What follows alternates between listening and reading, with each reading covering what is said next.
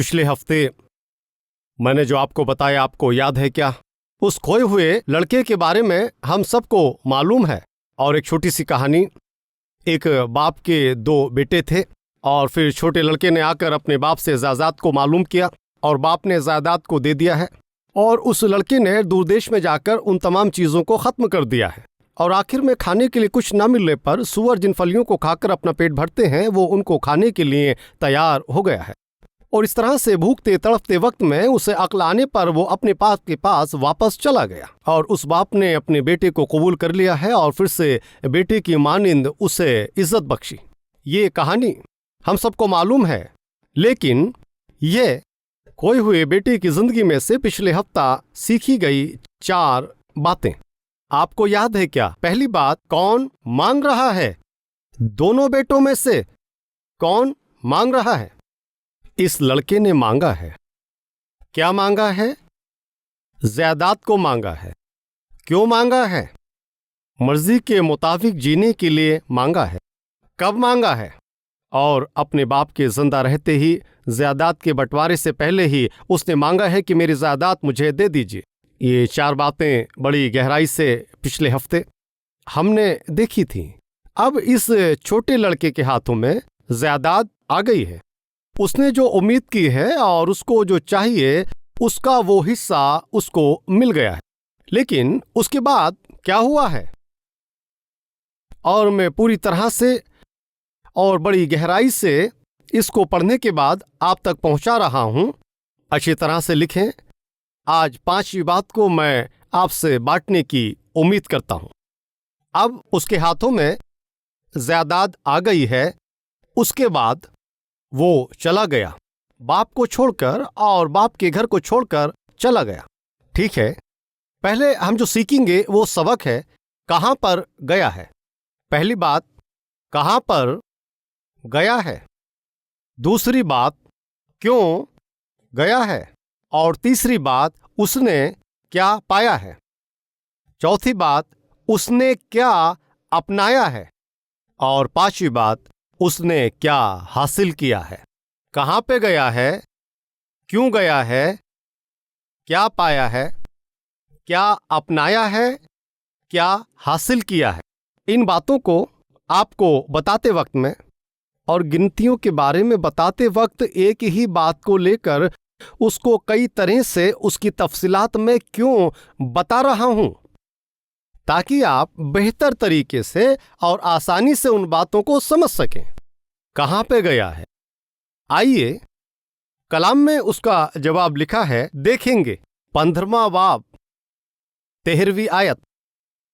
और बहुत दिन ना गुजरे थे कि छोटा बेटा अपना सब कुछ जमा करके दूर दराज मुल्क को रवाना हो गया। गौर से सुनिए, जायदाद को मांगा है छोटे बेटे ने और बाप ने जायदाद को बांटकर दे दिया है। और ये सब कुछ मिलने के बाद नजदीक में ही दूसरा घर वो ले सकता है ना।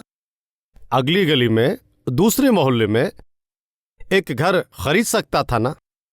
और एक घर वो ले सकता है, उसको जो जायदाद चाहिए वो खरीदने पर भी, और वो अपने बाप ही के पास रह सकता है ना।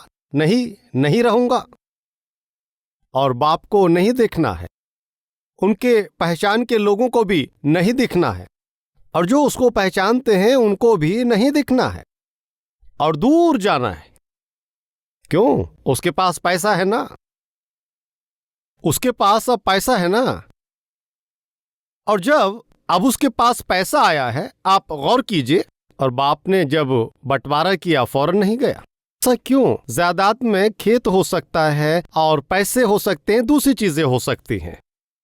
अब इन सबको बेचना है और बेचकर इनसे मिले पैसों को इकट्ठा करना है। इसलिए इस छोटे लड़के को थोड़ा वक्त लग गया और उसके तमाम माल असबाब को, जगह को, सोने चांदी को और तमाम चीजों को बेचने के लिए कुछ वक्त लगा। उसको वक्त लग गया, उसे थोड़ा वक्त लगा। एक सवाल मैं सीधे तरह से आपसे मालूम कर रहा हूं और जरूर आपको इसका जवाब देना होगा, क्योंकि आपने पढ़ा है। और बाप ने उस जायदाद को अपने छोटे बेटे को ही बांटा या फिर बड़े बेटे को भी उसमें से दिया? देखते हैं, आइए। 12वीं आयत। उनमें से छोटे ने बाप से कहा, इस जायदाद में मुझे जो हिस्सा मिलता है वो मुझे दे दीजिए। उसने लिखा है वहां पर, छोटे बेटे को ही नहीं, हाँ, बड़े बेटे को भी जायदाद दी है। आमतौर पर जायदाद को बांटने पर और बड़े बेटे को ही जायदाद देने पर, छोटे को ना देने पर या छोटे को देने पर बड़ा चुप रहेगा क्या? हाँ, उसको तो दे दिया है, मेरा कहाँ है? उसको खेत दे दिया, मुझे क्या दिया है? और ऐसे हालात ना आए, दूसरे बेटे की भी जो जायदाद है उसको दे दी है। दूसरा बेटा अपने बाप के पास ही है, लेकिन जायदाद जब उसको मिली है, अब जब पैसा उसको मिल गया है, वो रुक नहीं रहा है, उसके कदम रुक नहीं रहे हैं और पैसों को देखा है। हाथ में पैसे हैं, जेब में पैसे हैं, लेकिन पैर नहीं रुक रहे हैं। ऐसा कितनों की जिंदगी में हकीकत है, बताइए। और तनख्वाह मिलने पर काफी है, एक जगह नहीं रुकते, और बोनस के मिलने पर एक जगह पर नहीं ठहरते, और अचानक तनख्वाह बढ़ने पर एक जगह नहीं रहते। अगर किसी को आपको देना है तो अचानक 50,000 या 1,00,000 देने से एक जगह पर नहीं टिकते। कुछ लोगों को पैसा दिखे ये काफी है, एक जगह पर नहीं टिकेंगे। और क्या करना है? उन पैसों को खत्म होने तक, उनको बर्बाद करने तक घूमते रहना है, और उन पैसों के खर्च होने तक उसको पीना है, और पैसों के खर्च होने तक अपनी मर्जी के मुताबिक जीना है, उन पैसों के खत्म होने तक। अपने घर की तरफ नहीं आते हैं, फौरन चले जाना, तनख्वाह मिलते ही फौरन चले जाते हैं, और हाथों में पैसा आ गया है। इस छोटे बेटे के हाथ में उसकी जायदाद की शक्ल में पैसा है, और एक जगह नहीं ठहर रहा है, चले जाना है। कहां पर जाना है? और वो जो गुनाह करना चाहता है, उस गुनाह को करने के लिए अच्छी जगह को जाना चाहता है। हाथों में पैसे आ गए हैं, अब एक जगह पर रुक नहीं पाता है और चला जाना है। कहां पर जाना है? वो जो गुनाह के कामों को करना चाहता है, उसके दिल में जो ख्वाहिशें हैं, उन ख्वाहिशों को पूरा करने के लिए उसको जाना है। और कितने लोगों की जिंदगी में ये हकीकत नहीं है, तनख्वाह आने से काफी है, उनको चले जाना है। कहां पर? और जो ख्वाहिशें हैं उनको पूरा करने के लिए तू मैनोश है क्या? तो चले जाना है। कहां पर? खरीदने। और कहां पर? शराब के अड्डे पर। कहां पर? बार और रेस्टोरेंट में। और तू घुमक्कड़ है क्या? तू चला जाता है कहां पर? जहां पर गलत औरतें रहती हैं, वहां पर। उस जगह को, उस गुनाह की जगह को तुझे जाना है।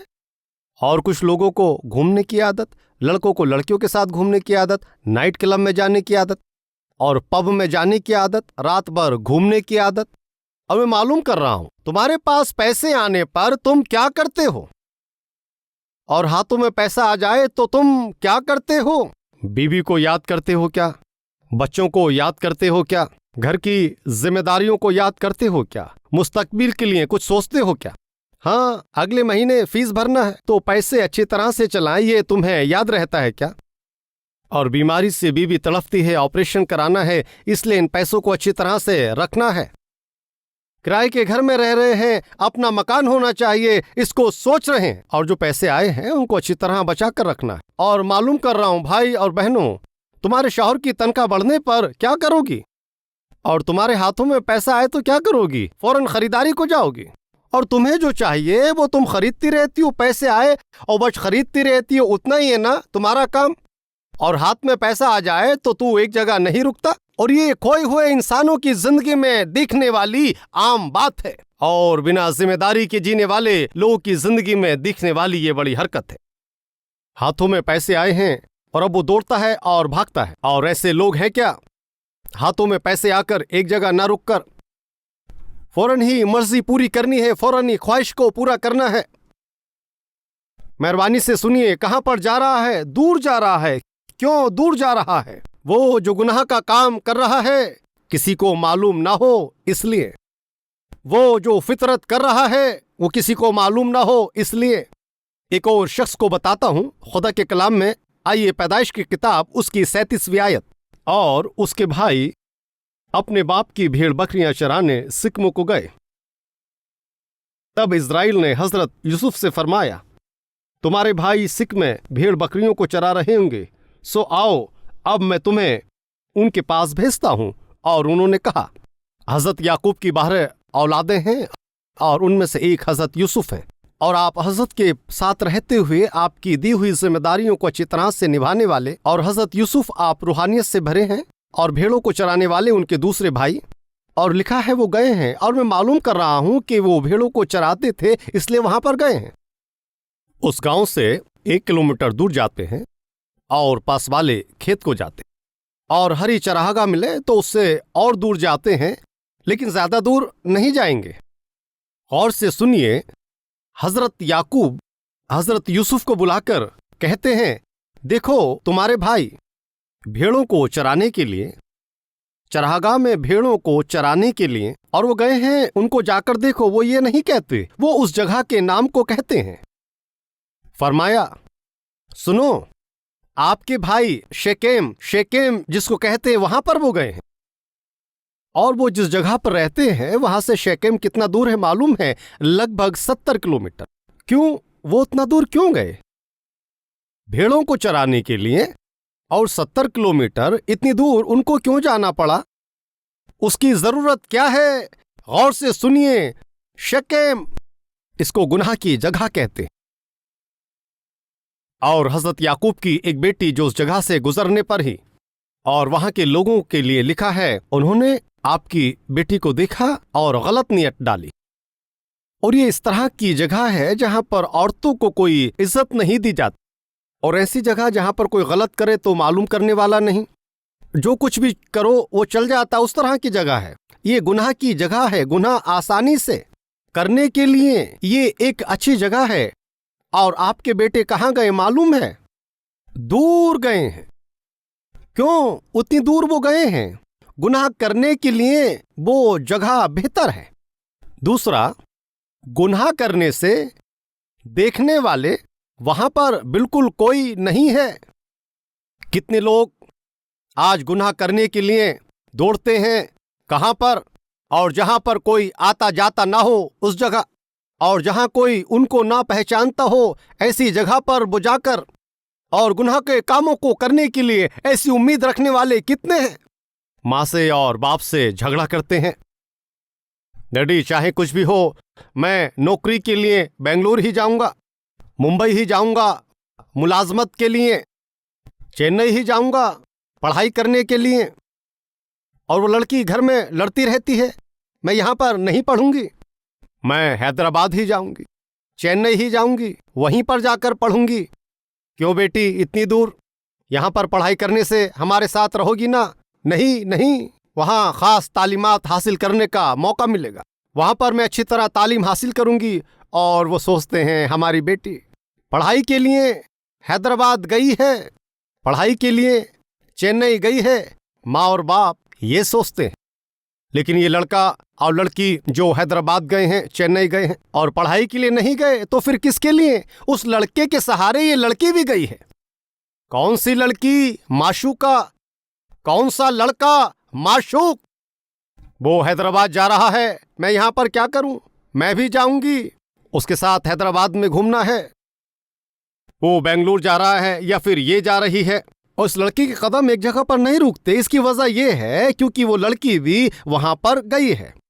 और कुछ लोग ऐसे भी हैं जो अमेरिका जा रहे हैं, इंग्लैंड जा रहे हैं, ऑस्ट्रेलिया जा रहे हैं, और वो दूसरे देशों को जाते हैं। वजह माशूक वहां पर है, माशूका वहां पर है, उस पर पासपोर्ट नहीं है, वीसा के लिए अप्लाई करता है। दूर देश को जाना है, क्यों ऐसे? कुछ भी हो जाए चलेगा, और दूसरे मुल्क में जाकर रहना है, क्यों ऐसे? मर्जी के मुताबिक जीने से किसी को मालूम नहीं होगा। है क्या हमारे बीच में इस तरह से दूसरे देश को जाने वाले लोग?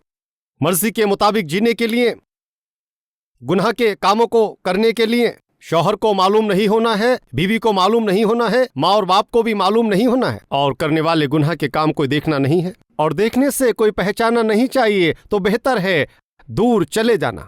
भाइयों बहनों, मैं मालूम कर रहा हूं कहां पर घूम रहे हो, आपके माँ बाप को मालूम ना होकर। कितने दूर जाते हैं, शौहर और बीवी को मालूम ना होकर। उस दिन वो खोया हुआ बेटा क्या किया, हाथों में पैसा मिलते ही जा रहा है और चले जाना है। कहां पर जाएगा? उसी गांव में रह सकता था, उसी जगह पर वो रह सकता था। नहीं, क्यों? मुझे मर्जी के मुताबिक जीना है, और जो गुनाह मैं करना चाह रहा हूं, जिन गुनाह के कामों की ख्वाहिश है, मेरी पहचान के लोग होने से मैं नहीं कर पाऊंगा। और कुछ लोग ज्यादा रासबाज होते हैं और वो लोग अपने नहीं, पास वाले गांव में जाकर पीते हैं। ऐसा क्यों? यहां पर पीने से मालूम होगा ना। और कुछ लोग भद्दी फिल्में अपने शहर में नहीं, दूसरे शहर में जाकर देखते हैं। क्यों ऐसे? वहां पर कोई पहचानेगा नहीं ना। और अपने शहर में गुनाहों की जगह पर नहीं जाएंगे, पास वाली जगहों में जाएंगे, वजह पहचान लेंगे। और ऐसा नहीं है क्या? और दूर जगह गुनाह करने के लिए ये काफी है सोचकर उस तरह से जाने वाले हमारे बीच में नहीं है क्या? ऐसे हो तो खबरदार, तुम उस खोए हुए लड़के के रास्ते पर चल रहे हो, उसी रास्ते पर जा रहे हो। कहां पर गया है? दूर देश को गया है। दूसरी बात पर आ रहा हूं, ठीक है? क्यों गया है? दूर देश को गया है। क्यों गया है? तिजारत करने के लिए, एक काम शुरू करने के लिए, बाप का नाम रोशन करने के लिए।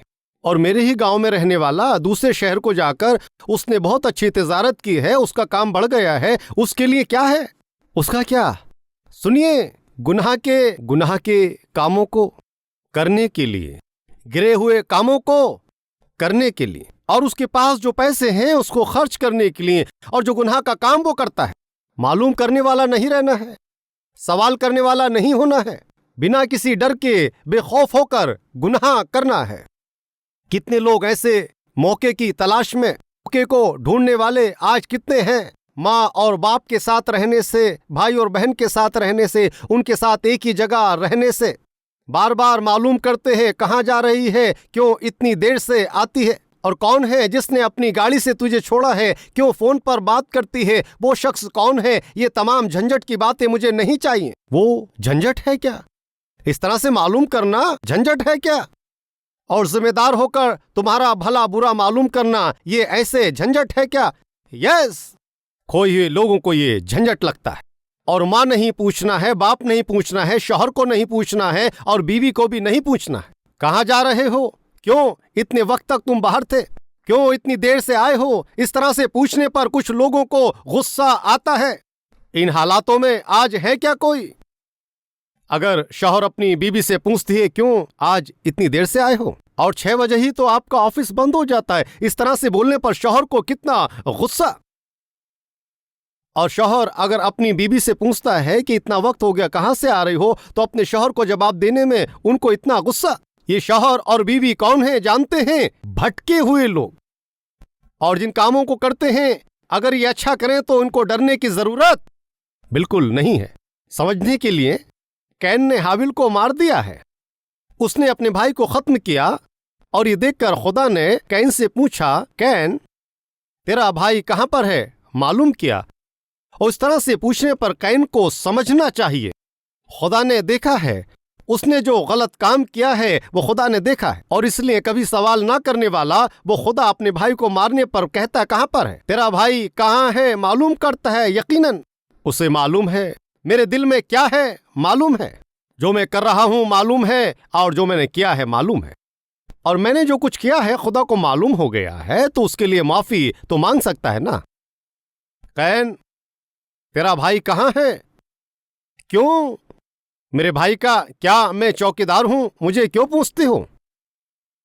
क्यों इसे उतना गुस्सा आया? क्योंकि उसने जो काम किया है वो गलत है। माँ और बहनों, एक छिपी बात बताता हूं, बताऊं या ना बताऊं?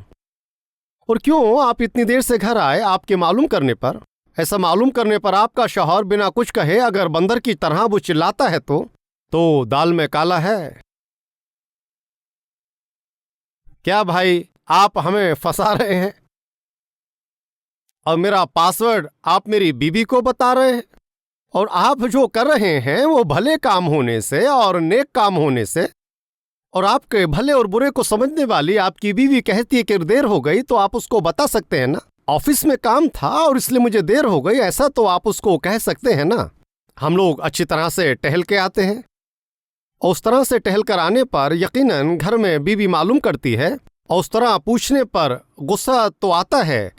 वैसे ही आपकी बीवी घर में ना रहे और इधर उधर अगर वो घूम कर आने से, और घर में ना रहकर तुम बाहर कहाँ घूम कर के आ रही हो, इस तरह से अगर आप मालूम करते और मैंने जो पैसा दिया उसको तुमने क्या किया ये मालूम करने पर, और आपकी बीवी वो कहाँ गई है यह हिसाब किताब बताने इन तमाम बातों के लिए, और इन बातों को बताने में अगर वो हिचकिचाती है तो आपको क्या समझना चाहिए, और वो कहाँ से और क्या करके आती है, और शौहर होकर मालूम करने का हक आपको है। और जवाब पूछने पर अगर वो नहीं बताती है इसका मतलब काम ठीक नहीं है और मैंने कुछ गलत पूछा है क्या। अगर तुम अच्छा काम करती हो तो जवाब देने के लिए उन बातों में तुम्हें क्या परेशानी है, और तुम अगर अच्छे काम करती हो तो जवाब क्यों नहीं दे पाओगी। Can, where is your brother, तेरा भाई कहाँ है। जवाब देने के लिए बड़ी मुश्किल आती है। तब खुदा कहता है, अगर तू भला करे तो अपना सिर क्यों झुकाएगा, चूंकि तूने गलत काम किया है इसलिए अपना सर नीचा करके गुस्से से बोल रहा है, खबरदार। और तुम्हारा भला और बुरा समझने वाली बीबी अगर कहती कि तुम इतनी देर से आते और मालूम करने पर, और गुस्से में जवाब देने पर मानो तुम ये कहते हो कि तुम गलत काम करके घर आए हो, फिजूल घूम कर आए हो तुम कहते हो। और एक जिम्मेदार शौहर की तरह अगर तुम घर नहीं हो तो जरूर है मालूमात की जाएगी कि तुम कहाँ पर थे, कब आए हो। और अगर आप जिम्मेदार बीवी हैं तो आपको बताना है कि आप कुछ खरीदने के लिए गई थी और मैं सब्जी लाने गई थी इसलिए मुझे देर हो गई। और तुम एक अच्छे अखलाक में अच्छी बीबी की तरह शौहर को जवाब दो तो उसको कोई भी तकलीफ नहीं होगी। और आप जवाब नहीं देती हैं, जिस काम के लिए आप गई हैं आपने वो काम किया है ठीक नहीं है, मानो आप ये बताने की कोशिश कर रही हैं, खबरदार। रूहानी जिंदगी में दूर देश को जाने वाले लोगों का एक चलन, और उस तरह से अगर मालूम करने पर कहाँ पर गए हो और जवाब ना देने वाली इन तमाम बातों से, और ये भटके हुए लोगों की जिंदगी में दिखता है, इसको मत भूलिए। दूर गया है, वहां पर क्या कर रहा है, गुनाह में जिंदगी बसर कर रहा है, अकेला है, कोई देखने वाला नहीं, कोई मालूम करने वाला नहीं, तू क्या कर रहा है, गुनाह में जिंदगी बसर कर रहे हैं क्या, और अपने घर से दूर चले गए हैं, अपने मुल्क को छोड़कर दूसरे मुल्क में चले गए हैं, और ऐसे मुल्क को चला गया है जहां पर तुम्हारी जान पहचान का अब कोई नहीं है। अब तुम्हारी मर्जी, कैसे भी जी सकते हो, किसी भी तरह से घूम सकते हो, मर्जी मुताबिक मैनोशी कर सकते हो और कोई भी गुनाह का काम कर सकते हो, उस नकाब को पहनकर कितना भी कमा सकते हैं। ऐसा क्यों, हमारा देश नहीं है ना, ये हमारा मुल्क नहीं है। खबरदार भाई, खबरदार बहन, और दूसरे मुल्क में गए हो, यहाँ कुछ भी करने से चलेगा सोचकर और गलत कामों को कर कर अपनी मर्जी के मुताबिक जीने से। आज जो तुम बुरे काम कर रहे हो, गुनाह की जिंदगी बसर कर रहे हो, कोई मालूम करने वाला नहीं है और कोई देखने वाला नहीं, कोई मालूम करने वाला नहीं, मर्जी के मुताबिक वहां पर जीने से। और ये जो जिंदगी है उसके बाद खबरदार होकर सुने, एक और जिंदगी है। क्या है वो? एक और जिंदगी बाद में है। किसके बाद? इस गुनाह की जिंदगी को जीने के बाद एक और अगला हिस्सा है, और अपनी मर्जी के मुताबिक जीकर अपनी जवानी को बर्बाद करके और तेरे घरबार के बिखरने के बाद और तेरी जिंदगी की गवाही खराब होने के बाद और अपनी इज्जत एहतराम को खत्म करके इन तमाम बातों के बाद एक और जिंदगी है। बाद में जो होने वाला है वो होगा। उसके बाद क्या हुआ है वो कलाम में लिखा है।